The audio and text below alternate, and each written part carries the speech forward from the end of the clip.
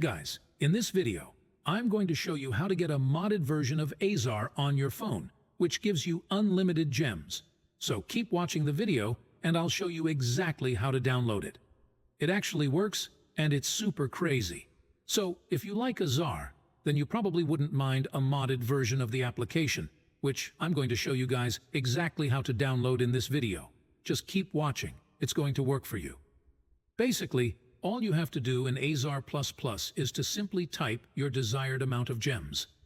You can type any amount of gems you want to get, just go ahead and type it, and make sure it is turned on like this. Now, when you go ahead and simply hold this next button, it should send it to your account.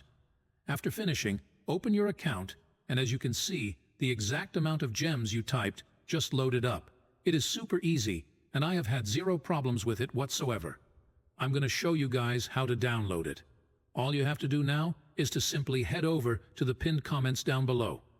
There I explain exactly where you can get Azar++.